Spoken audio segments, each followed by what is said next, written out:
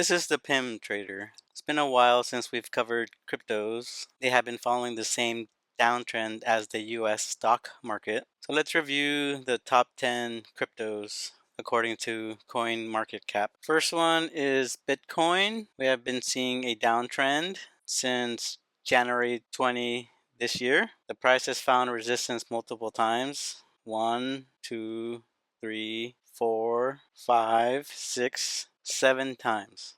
In early April, it did get above the downward trend line, but it fell right back down in the same day. On April 7th, it briefly got up above, hit the 50-day moving average, and bounced right back down. Yesterday, Saturday, April 12th, it got above and stayed above for the day.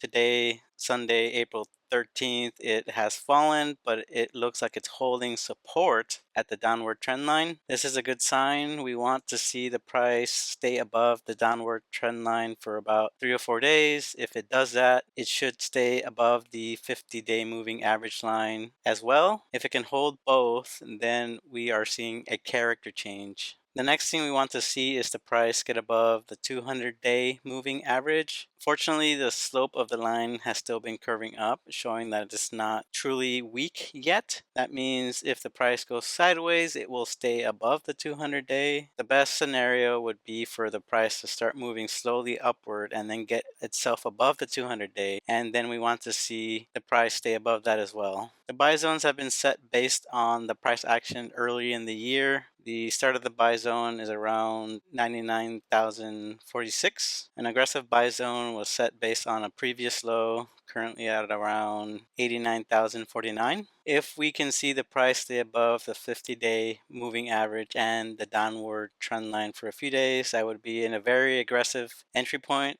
for those with higher risk tolerance. If we see the price get above the 200-day, by the time it does, the line should intersect with the previous low line, which is the start of the aggressive buy zone. For investors that are less aggressive, this would be the entry point. It's still the aggressive buy zone, but the risk is lower because it has overcome 4 hurdles at that time: the downward trend line, the 50-day moving average, the 200-day moving average, and the previous low. Next on top rank, number 2 is Ethereum. Ethereum has been a different story. It has been in a downtrend since before this year. It has made 2 attempts to reach the downward trend line and bounced off of it and headed further down. The price is currently below the downward trend line, the 200-day moving average, and the 50-day moving average. There's a lot of work to be done in this one. This one is an avoid until the price shows a character change. Number 3 is Tether. It's a stable coin.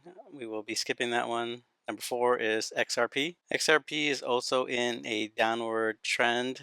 It has made 2 attempts to get above the downward trend line, but it had found resistance there and bounced down. The price has been trying to get above the 50-day moving average and has succeeded a few times, but it eventually failed. It looks like the price is going to try to make another attempt soon. We want to see the price stay above for at least 3 to 4 days. As we see in mid-February, it got above on 2 green candle days, but on the 3rd and 4th day it had red candles and fell below. And then on a green candle day later, it tried to get above, but the next day had a red candle day and fell right back down. So this one is one to keep an eye on. Fortunately, the price has stayed above the 200-day. It did find support there for a few days and has recovered. This is still a sign of some strength, given that the 200-day is the long-term outlook and the slope is still curving upward and the price has found support on it. Number 5 is BNB. BNB has also been in a downtrend. The price has been trying to get above the downward trend line 1,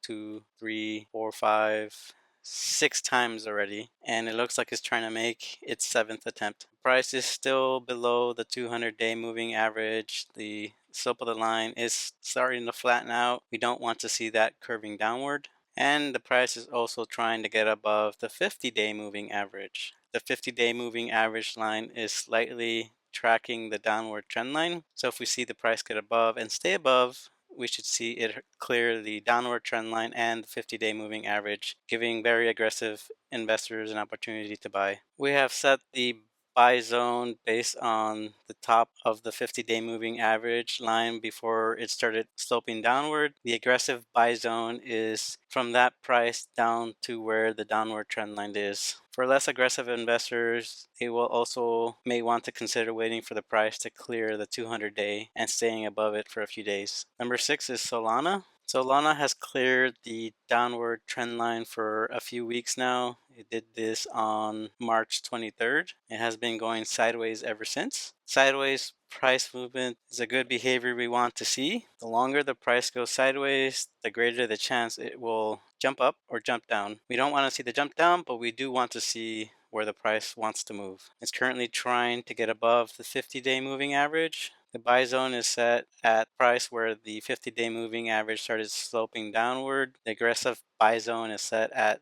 the last low price before the last peak. So right now, the price clearing the 50-day will be a very aggressive entry point for aggressive investors. The 200-day is still flat. The price is pretty far below it, and the 200-day is within the aggressive buy zone. For less aggressive investors, you may want to consider waiting until the price gets into the aggressive buy zone. Number 7 is USDC. That is a stable coin, so we will be skipping that. Number 8 is Dogecoin. For Doge, we're going to start out on the weekly chart. It has been in a downtrend since early December. As you can see, the price is very far away from the downward trend line. Going to the daily chart, the price is below the 50-day, the downward trend line, and the 200-day moving average. The price is still going slightly downward. It is not moving sideways. We want to see the price clear either of those 3 price points, the trend line, the 50-day, or the 200-day. Number 9 is Tron. Tron has been going sideways since pretty much the beginning of the year. It has stayed slightly under the start of the buy zone and has stayed above the 200-day moving average, which is still sloping upward. It has been straddling the 50-day moving average. This one is definitely worth keeping an eye on because it has been going sideways for